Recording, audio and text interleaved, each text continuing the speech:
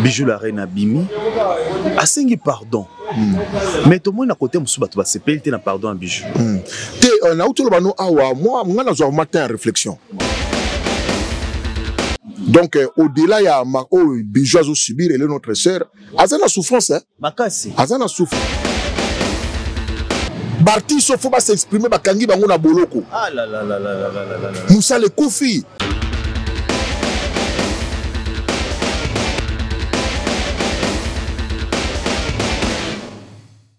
Boloko officiel, merci beaucoup pour la confiance et la fidélité. Vous avez Sabiso. En tout cas, merci vraiment infiniment. Gabino tonton MG sentir la sécurité. Yasuka ya Baba Cook. Naël Susu na kati émission na biso. Mystère caché. Et c'est là tout ça qu'on lobela makamunion sur ça qu'on le actualité na communauté na biso. Actualité tout aux ça qu'on le cas. Tout ça on lobela na mystère caché. Mystère caché eza émission aux la qui sa mutu na domaine ya musala za ko sala ba mystère ni na kuta nango ya malamu to ya mabe. Na yambeli bino mon vie à moi au bino bolinga min tout ça na Dieu a bien au bato balinga na Château Rouge na matongi kuna na Belgique balinga dio na biso makasi vie goche yeyo bosenga trop bobelelinga trop botuni nga mingi vie goche yeyo aza ya bino akotika bino te abakuki babi aza abaku certifié. Donc il y a un marketeur, un marketing pour un SB. Donc il est là, directeur de marketing Vie Gauthier, l'homme aux 12 livres. En tout cas, merci beaucoup. Nayambeli Binouye Lissou. Nous ensemble la caméraman Nabiso à fond la chaîne. Nayamba invité Nabiso Vie Gauthier. Bonjour. Bonjour Sam MG Sentira Souka. Yabiso ya tutaka kumote mipana yo. Tokobanga tebi ke MG Azali. Ba mama Ba maman ya Baba Kouka, le directeur de marketing est toujours là, toujours encore et toujours avec vous. Awaka kana SB na Shirley Zabakouk, le meilleur fan du monde. Attends Michael Jackson, azaki na fan le rôle à biso. Hey. Oh. Est-ce qu'il na kosi? Te na lobité oko, c'était na kamweka. C'est-à-dire que attends Michael Jackson, azaki na fan le rôle à Silate. Ah. C'est-à-dire ba fan vrai. Vrai. Il y a ba roboté. OK. Il y a ba robot bazaka. Il y a ba robot pe bali. Ba fan vrai. OK. Et il y a na butu ya na moi, mbula, moi, mpepe, banini tozaka wana. Vous êtes sensible pour un bino Babakouk. C'est trop sensible. Par rapport à maman na bino so ba toucher mams. Bo yo karaté ata muto na solara bien na mams so kara muta mais ka odere mukie. Bo elo kwa banzoi. Te biso to zalaka sensible na ndenge ya koya ko finga te to lingande to bon ko recadrer peut-être c'est trop photo lingaka biso on est là pour valoriser d'abord notre star. To yaka te muta fingi to eto fizong si ma finga non biso to valorisaka la personne de si là to valorisaka style de jeu naie to valorisaka ba œuvre naie to valorisaka Moussa na société na biso. Vous mona siko soki oye ko toucher ye o lobby ya lukuta o nyoso ba lobby za lukuta au cours à mina émission na komeka ko révéler peut-être le logo moko ba comprendre to comprendre que nyoso ba ndolo bezai non ka ba lukuta osoko yango na petu heureusement to tombaka na piège wana ya ko zongisa mafinga likolo mafinga te. Très bien. Sinon te to ngoza lokola nde balabaka mutalibo mazoki mana maola nona na azotambola mutakala yepo longoli bilamba beaucoup moulandaye do yo na ye ba tuna finalement na nyaza liboma ozomona siko ya biso tuko to boye to kota na confusion wana liboma tika la liboma mutu po aza normal tika la mutu aza normal mutu tika la normal liboma azala a continuer kozala liboma Vie Gauthier ça fait plus de 6 ans 5 ans ou 6 ans si je me trompe pas na kati ya tempête ya makasi graissement des dents douleur atroce ba peine Ozaki na famille moboy obo demeura qui ensemble pendant des années qui bo jeunesse na bino bo passer ensemble ba famille yebani beaucoup ta parce que ça musala ba to ba kuta na presque chaque jour pour na kosala musala wana si bitima comme ça quand ils donc parti moni na bato ba pesi au Congo pendant 5 ans 6 ans ba finga rayo ba emilia rayo ba tuka rayo ba qui n'a touché même la vie privée na yo stérile la beauté raté tout ça mais aujourd'hui jour pour jour tout là tout la muka tout moni nzamba komi ko se manifester côté à mam si la bisalo Bijou la reine abimi asengi pardon Mais tout le monde à côté musuba tu vas se payer na pardon bijou. Na utolo bano awa moi na zo matin réflexion. Na zo temps peine pour réfléchir, na zo temps ya kutanga ba livre yo zo ba 112 c'est 112 livres. 112 livres. Moi je pèse 112 livres dans ma tête. Na lobi ma vie. Théorie ma vie. Na zo na parce que pour au muta zo temps pour réfléchir, c'est que na tanga ba livre puis je réfléchis. Obi que na tombé na image ya Ferregola. Na si la bisalu na Aïcha Koko que je salue n'avion. Ah, au monde en côté hein. Té, na si la mona. Très bien. Sikoyo et tapenga. Donc la vente quand je réfléchissais, ezongi. Tant on réfléchir si là. Mais imaginez où yé ulanga. Bon.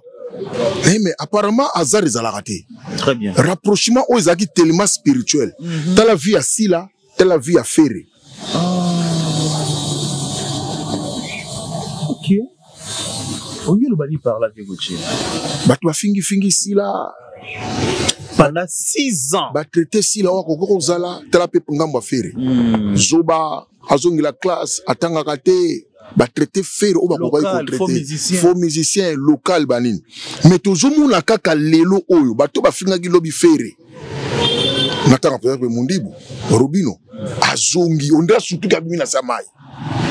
Yemoko conscience non tala bon na bana ko répéter ba kombo bato ate bato belilo bazale contre Ferré ba ne ko finga Ferré lelo ba komi ko zonga na raison ba komi ko betela Ferré maboko pareil na sila parce que je me suis dit on rencontre wana na avion tango mam sa zolo balobi Ferré zolo babi aye penza mutu to landa ke na ku mdalongo la biso ba stress mutu asekisaka biso star na biso yeyo ozomona kati na bango Aïcha Koko. Je me suis dit ezaki azarte.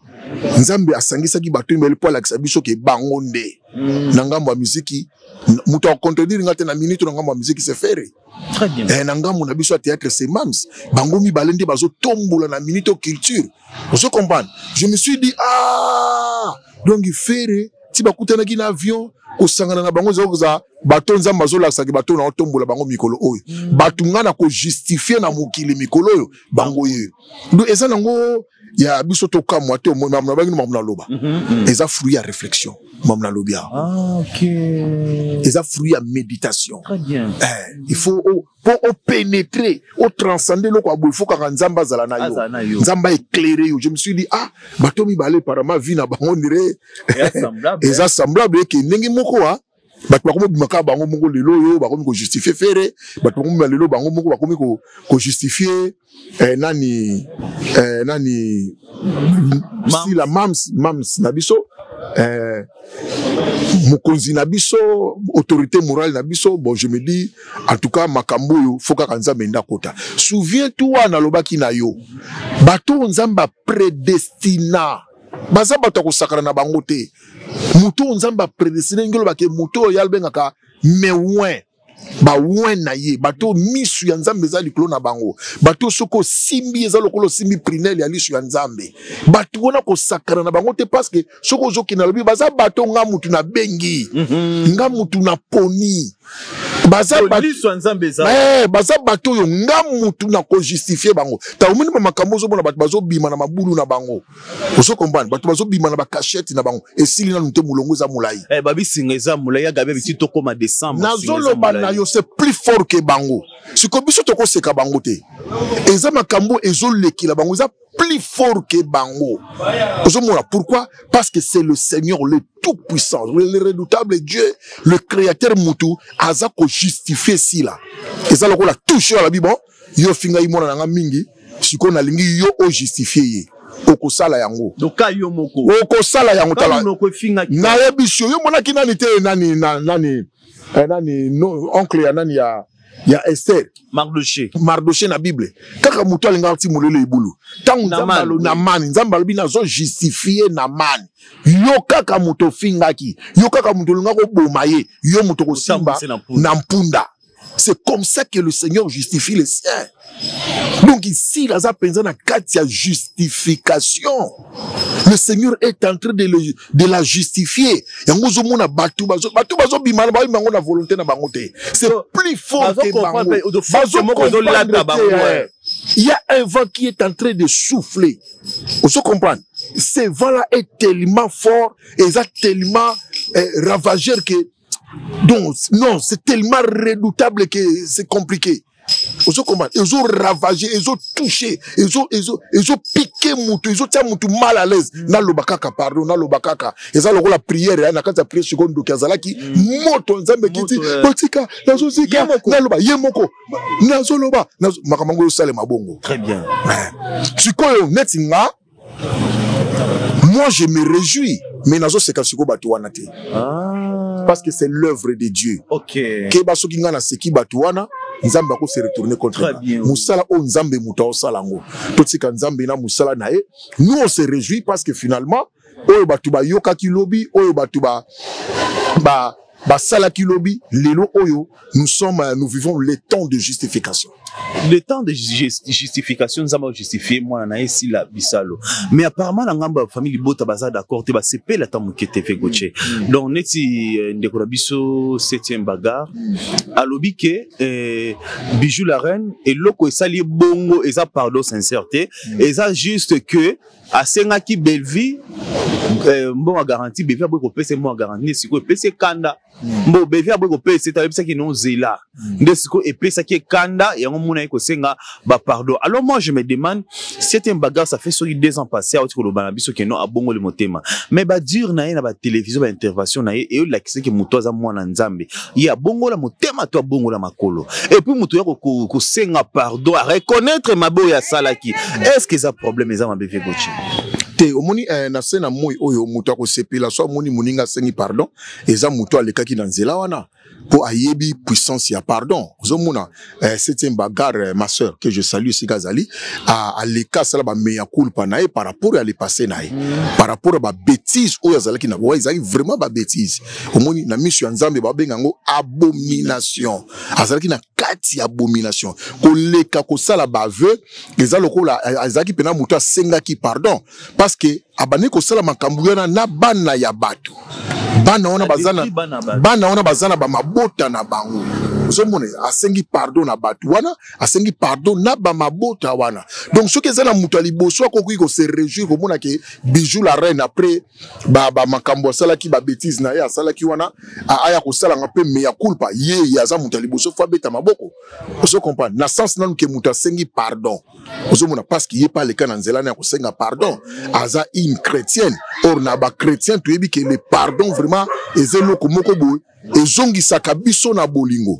Le pardon ezongi sakabiso na bondeko. Ozomona, je ne pense pas que 7e bagarre sikazali a sepelaka bitumba o le ndenge zali. Mais oui, elle a c'est bon qui a sepelaka. Yango na zotunate, na ndimite ki a sepelaka mo la binake, place avane ka moni binake nani ya bandi ko traiter ndeko na esi la bandi ko finga ninga finga ki wana ko traiter libumu ko traiter makolo tout ça. Je ne pense pas que 7e bagarre a sepela nango.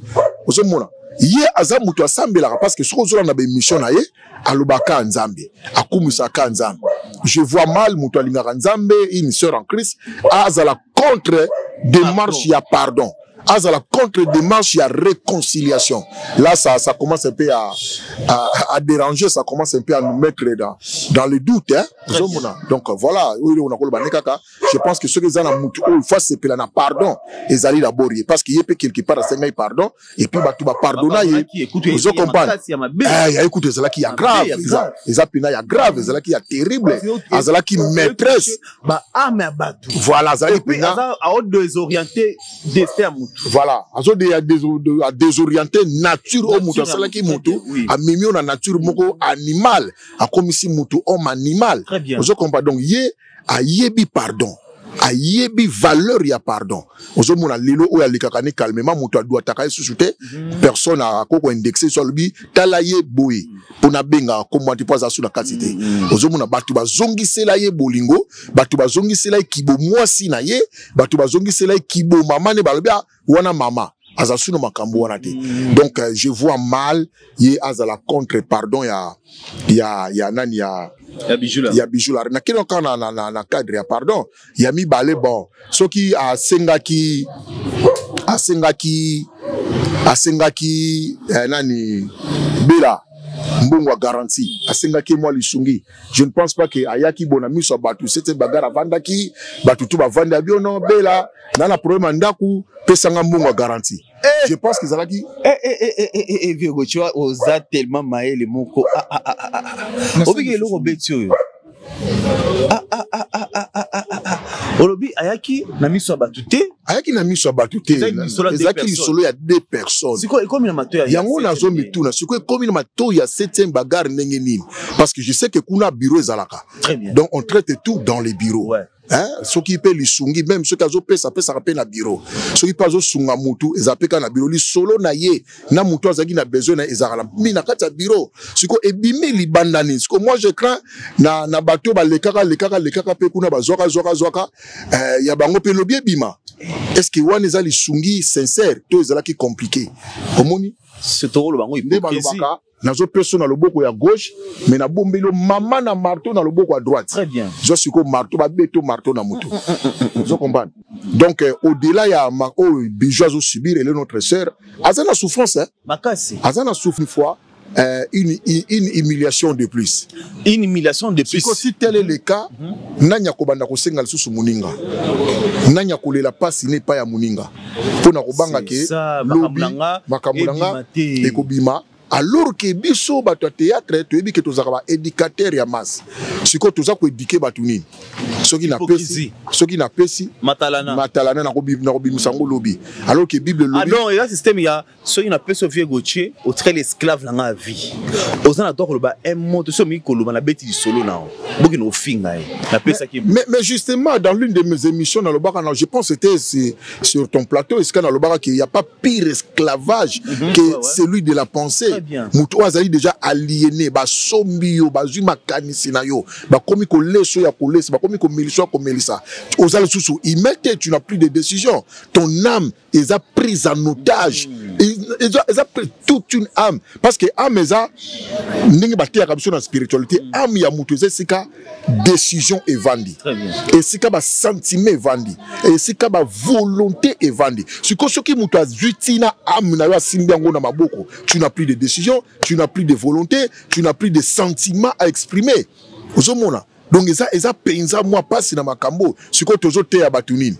Pendant que toyebi shalom et aza pe sœur na biso paza muta ba shalom aza mwana na nzambe. Ayaka pe kote ya biso. Siko mwana na nzambe ki mwana na nzambe na nzambe oya servaka alobaka lobi soki loboko à gauche. Nzambe ya iti. Na lobby nzambe oya sale na le vrai Dieu. Moi je parle de vrai Dieu. Parce que tant que centre loba nzambe na nga bongo te. Kasi mutu na nzambe nzambe na iti. Le bon Dieu, l'Éternel, le Créateur à lobby. Ce qui le boko ya gauche pesi, le boko ya droite. Ce qui coûte le boko ya droite ko yebate. Bongo mutu apembe na yeba ndeni. Parce que gauche na droite ils ensemble non? Basunga na kabala na sukula na maboko na sala kabu baza mapasa kutu nzamba pekisi li pasa oya droite ayebate siko comment bato libanda ba yebi yango c'est un peu compliqué donc nous devons arrêter avec cette hypocrisie nous devons arrêter c'est vraiment de l'hypocrisie pure et simple mais Vieux Gauthier apparemment makambo ça c'est trop spirituel hein? Comment expliquer muto sengi pardon et on dirait que ko ningisa ba esprit batu donc batu nyuso ba télémité batu donc na évité d'Acosta et pardon nanyo décor pe kuna lobby que après par sortie médiatique à Bijou la reine il y a lobby vie na bo mo ina nyonso confiance na place ngo pas belle vie et pas famille bota ata yeso ya lobby il a changé té a tigara famille bota. Moi je me suis dit man oisa ba alliance to ba veto sala na ba église tout ça ngo devant Nzambe ye décor à sala ngo et pas Bellevue pas famille Bota qui ata yeso akiti le lobby a changé té ata lobby i a changé té ngabi et comme il a niveau boy muto sala ba ve ya makasi boy devant muninga na mutu Vieux Gauthier. L'infraction est individuelle normalement ce qui monte à saler les kambunaye yemoko biso toko compatir ce qui va conséquence bando betaille toko compatir mais ce que moni pe place muso gandi aïe et lingo ba likambu ya muto les kaka ya yete zaki likambu ya lisanga ya liboke Ozo komba biso tozo mona ka bijou po azalaki mbinga munene mais na sima na ye bato bazalaki. Très bien. Yango zo mona siko loko bijou asali eza lokola asali boy. Siko bato batika na sima. Amoni ki mbinga na ye wana. Bomba ki bato ebele. Siko mopanga tango ebeti travexé donc mopanga ngoza telima mulai na bato bazaki na sima bakomi toucher. Bazo pleurer mutu to zo ganga na ndenge ne ai Il y a bato emona. Ya bilo obi so zo toucher o ganga ko sala mouvement elongine bimi. Oko sauter elongo. Oko ki bijou ko na ko kwena ko balu ko bato zo ye pas la kiro. Donc on allait comprendre que likamango ya bijou yo tanga ndo finga si la zalaka yete. Ya za ine kaka munoko ya pamba. Parce que na otolo bana yo que son âme était emprisonné, donc il n'avait pas de décision, il n'avait pas de volonté, et il a fait des choses qu'il regrette aujourd'hui. Mais le coup les élèves qui a moupiku, liboke pasuki, il y a un homme qui a ganga ganga, parce que les élèves qui a bijoué mouko, nous on va compatir. Et bijou sali bomdengini, et si n'angwana pose les kamotali bisote, mais lorsque batuazo bima na batanière na modèle wana, ça devient compliqué. C'est vraiment une matière à réflexion. Très bien. Voilà. C'est une matière à réflexion. Tout le monde qui est départ, il y a Mams, il y a Lubumbashi, il y a des comédiens, famille Mobimba. Mais apparemment, retour, il y a des moko na bango Aïda. Abia qui menacé ma casse, batia qui ba pression ma casse et pas massi de coma qui na si dans Lubumbashi, il y a za mutanga moko na coma. C'est quoi stressé Aïda se sentit comme un peu limité. Comme moins faible. Un vieux goût, Makambo aussi la ndeni, babilo kwa boue. Donc moi je me demande, moi je dis que Aïda a DGPH, Nazara Makamune, a sa publicité naie, a responsable, il y a beaucoup la balé qui naie. Mais comment expliquer l'hypocrisie au Eurokeneti ou à Pinamonda Maboki? Et puis Batou, ba comédie, être manipulé par une personne jusqu'à quand? Dans ce bétilo, les clisoulés, il y a esclave à Wate. Dans ce bétilo, les soulés, il y a esclave. Mais comme spirituel alors, vieux. Parce que biso nyonso o ba proposer biso makambo. Mutu pe ya proposer ti lobby na vandi ba 9 verre boye. Mutu ba proposer makambo bo na WhatsApp. Alors obi qui a sali toi convaincre na o comme si je me demande pour que mutu qui na ko sala makambo bia kota na ba décision ya muninga ne mutu mo ke eza mabe. Andimi ya kota na kati nango siki e komi kindoki vie goche te omoni ba kindoki muso za ba kindoki muso za inconscient muto za inconscient ba laisser kindoki donc comme inconscient donc comme ça makambo boy opumbuka na butu te mais makambo zo sala na bandoki comme ke ndenge moko usaka ka inconscient mutu muso za le kindoki na ba 15 heures vous comprenez makambo na zolo bana yo zali ke ba artiste mitu elembaki ba artiste ba komaki ba dépendant. Si quoi moi pena mutu abimisa musala na comme artiste za le sous-souté donc okomi ba komi ko kotisa mutu mo a mi kotisi na kati na bino c'est elle qui fait la loi c'est elle qui dicte vous comprenez c'est elle qui décide à votre place donc vous n'avez rien à faire pourquoi boyebi makambo bosala po bokoma tina ba niveau tala ba vérité ba na ko bimawa. Oh, ça va on a longue mais ça pena ba vérité vous non mais to sala boy to kenda boy to melana makila to signer ba papier moko boy yo quand te ba micro ba to tanga livre ensemble ah oui yo zo ka ngote ba fandisa ka biso na nani moko bo to tanga ba livre li soleil ba pacte ko bima parce que ndana habité parce que moi je vois mal artiste d'abord artiste ça mutu moko bo aza lokola un poisson dans l'eau. À naviguer, à naviguer même dans contre-courant. Mais le coup là, maïe zambo kanaye, yosuka ba biono ma mbisa choli. Maïe zambo kanaye. À naviguer dans contre-courant, ko kene place mchupa ko bunda kaka a kozonga koto. Vous comprenez? Pour maïe zambo kanaye. Donc artiste art zambo kanaye. Ce que artiste azoko ka naviguer dans contre-courant.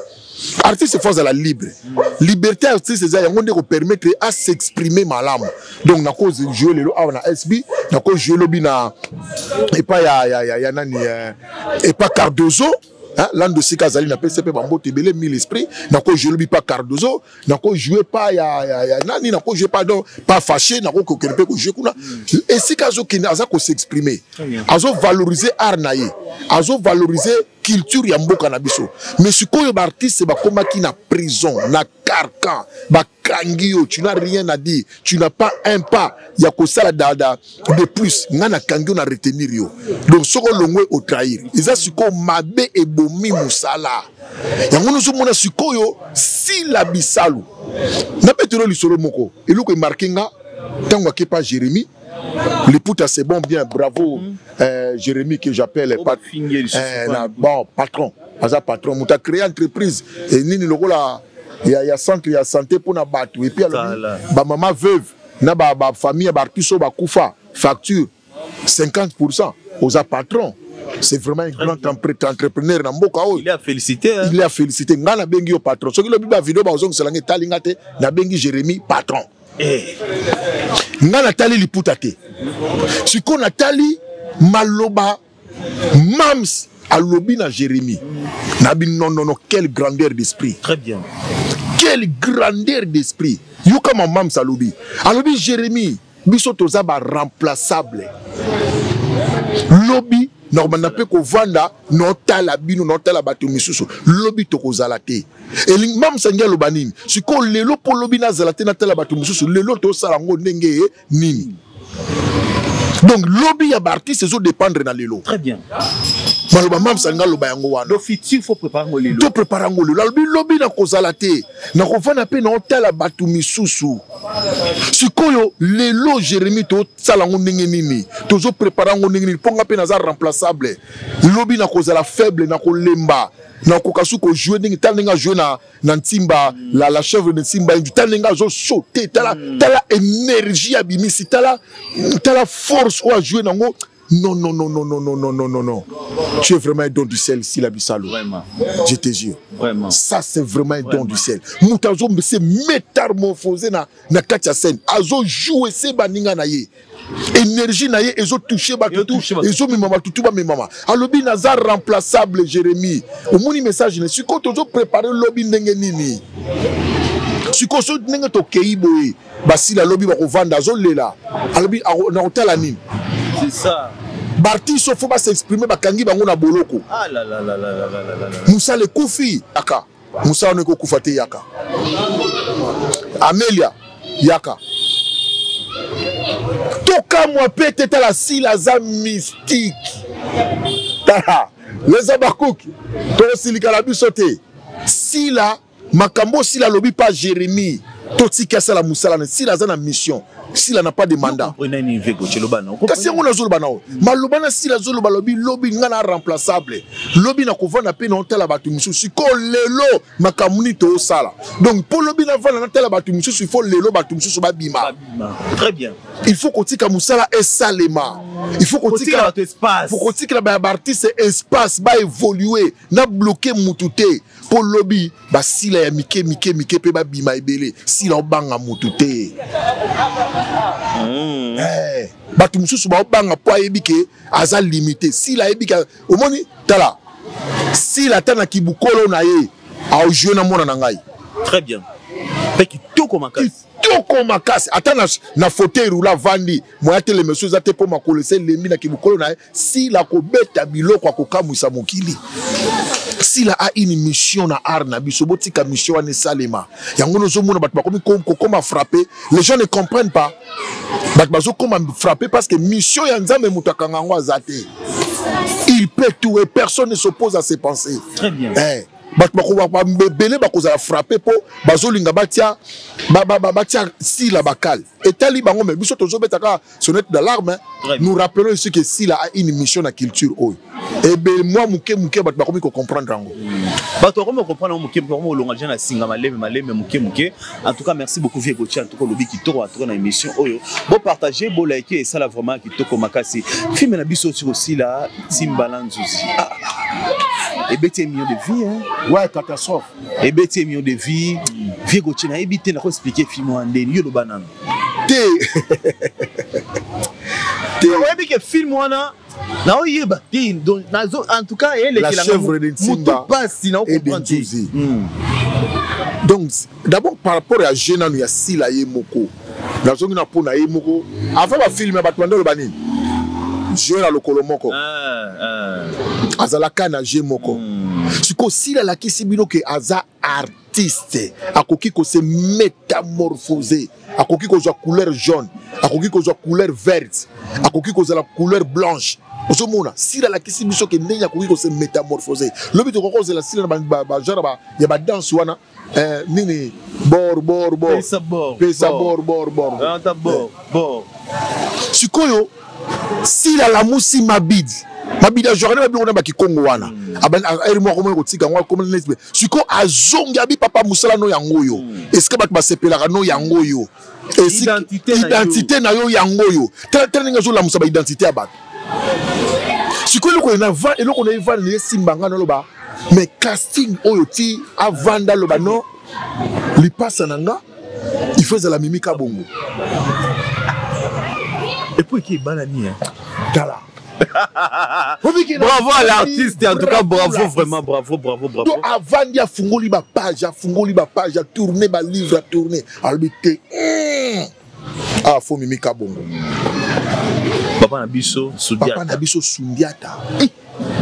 Non mona siko Sundiata ba zigura. Azongi Sundiata ba zigura.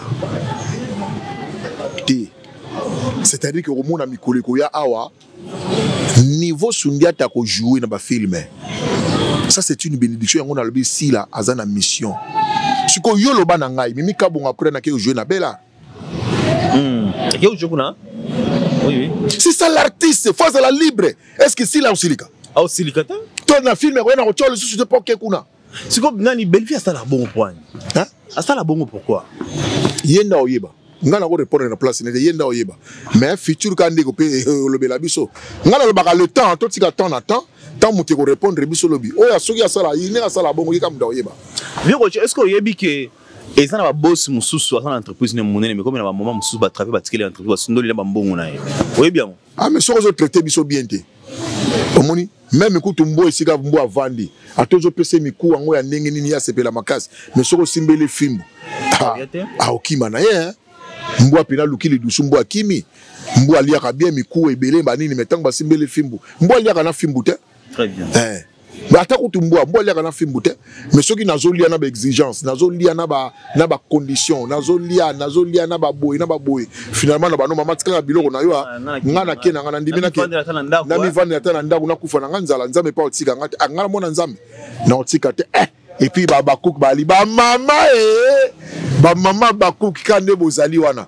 ngana kufa nzala te Viego tia lobi a okufa nzala te ba mama ba cook bazali Viego tia question ya suka poto kabwana ba signaler nga déjà pas nani washi est-ce que washi na pesa mbote te ba washi na pesa mbote belé pesa langa pe mère mbote est-ce que boyambi pardon ya Bijou la reine elle est la bienvenue na katia SB te lokola parce que la plupart ba sepelité babi akena trop loin à toucher à penza à place encore toucher parce que ba dire il y a Bijou et ça la communauté mobimba babaye parce que Bijou manquait même $20 na $10 donc tout donc carrière na do ekoué à penza mais aujourd'hui pardon ça pouvoir libéraka elle est libérée par le pardon tout ça il est au monsieur salate est-ce que elle est la bienvenue na katia SB bino babako pardonner boyambi yango te notre visionnaire d'abord faut moni na ko bimali banda ya makolo ya visionnaire te si la bisalo to moni pas Jérémy azui le puta mais le sambo asali na ndako ya Jérémy bénédiction atikeli Jérémy li papu oya amemeli nango Jérémy et nous baki aza vraiment chrétienne vrai si la est vrai au moment où lobaka biso nyoso toza ba hypocrite aboye kaka komi bimisa amitié na kati mais si la est vrai donc aza déjà chrétienne or na chrétienté ya solo pardon merci Fouezala sikoyo netinga na ko bima libanda ya sila bisalu te vous comprenez sila je ne pense pas qu'il y a boui pardon ya Bijou ngapi na ndimi nga pardon ya Bijou biso to ko boya ngote nzambe kuta sepela na alors biso ki mutu mosumu ki moko bongoli motema ezaka feti na likolo bongo ngai ndi na ko boya na ko pekisa nzambe asala feti te bongo ngana zanda mpona boya pardon je veni donc pardon ya nani ya nani tundimi na biso ngo mais sauf que au sengi pardon mais biso pe faut total to pèse ton dimele pardon to pèse pardon to dit mais à culpa non to lobi na yo après histoire zo na yo kimia zala nous na kimia biso to bosani na biso mais est-ce que yango faut tout de suite to lobi te ka retourner na SBT mais pas tout de suite apa nanu ape mananu a digérer pe nanu pardon na biso ndenge pe biso to digérer ki mafinga na ye pe andi mananu pe biso to digérer pe nanu pardon na ye tangu ba blessure kozala totalement guéri. Je pense que possible là ninga lobaki na Jérémie naza remplaçable na linga pe na vana lobi na ndaku na otala. Est-ce que malgré ça on se plapé ta vana pe na ndaku otala Bijou la reine donc a roboma carrière Bijou la reine te soki lobi kuna to moni pe ba bengiye to silikate to betela kanzambe maboko nde balabaka to komi wapi tala lelo yo to komi wapi tala lelo yo tozo kili na tala lelo yo très bien le makambo ya sila mamndenge sala mizaka likamuna tala lelo yo. Et ça, merci beaucoup. Na baboli na biso bozaki beli bo partager bo liker vidéo et ça là vraiment qui to komaka. Mon invité c'était mon vieux Gauthier Business Babi le grand marketeur ya SB. Oh ça la musala na qui to kaloba bien à défendre mam na biso bien bino pe bolinga kaye. En tout cas numéro na ezana a repérer numéro na ici sur na zong micro. Moi J moi Mai et ça là vraiment bien parce que c'est notre tonton oh soutenir pe musala na biso toza ko sala. Merci beaucoup moko Babi la DG la DG, la DG Sila Bissalo, mais c'est le DG Jérémy Chabani, la DG aussi Dorcas Boloko depuis quelque part, maman Nzambazana yo, Nzambabatela yo, moi c'est matin Mundo Angolo, Nzambazala toujours na yo pourquoi pas Richi aussi je lui salue. Vieux Gauthier pesa numéro de téléphone mot de la fin ba to ba retenir. Oui, moi je suis au plus 243 90 352 68 65 plus 243 90 352 68 65 nazali wana en tout cas ba maman na biso nyo ngalelo na pesa ba maman ya babakuka na pesi Fatou Tabu Mboti Bele na pesi maman Zozo na ende na pesi ba Mboti Bele ba Fleur Bele encore une fois merci pour le soutien wazo ko apporter pas si la bisalu na ba tonyo surtout baza autour ya Sila Bissalo en tout cas ba maman Bozé Bele na pesi na Mamida Chou Njungu abakuk na peso pena mbote ebele na ba o batikali to yo kasonité to ya na biso kaka na encourager bango tala lelo yo to kotaka na mulongo ya na liste ya tala lelo yo to soko zo bomba na ko souffrir oyo kufa pamba na redike bimano kaka la liste ya tala lelo yo ya nango likambote to benga liste yango tala lelo yo Bima la liste à Tala Lelo, merci beaucoup. Babi Laure Bissalo, madame, moi c'est moto, moi c'est mondial na Belgique. La paix c'est mbote belé, Laure Bissalo, Michou Bissalo, Mami Bissalo, Babi Clémentine Bissalo, Marie-France Bissalo. En tout cas, famille Bissalo, moi mbote belé, Nzamba Zana Bino, Nzamba Bate la Bino, protéger Bino. Pourquoi pas Naïmoko Maman Planétaire, même si la Bissalo, je vous aime beaucoup. Équipe moi SB, mbote et belé, Batonio sur la Nabi, c'est pas Boloko, en tout cas, je vous aime beaucoup. Nzamba Zana toujours, on a mon numéro est affiché là-bas. Si vous avez un conseil, vous avez un numéro. Merci beaucoup. On se retrouve la prochaine. Ce qui est sur Zongete. Bye.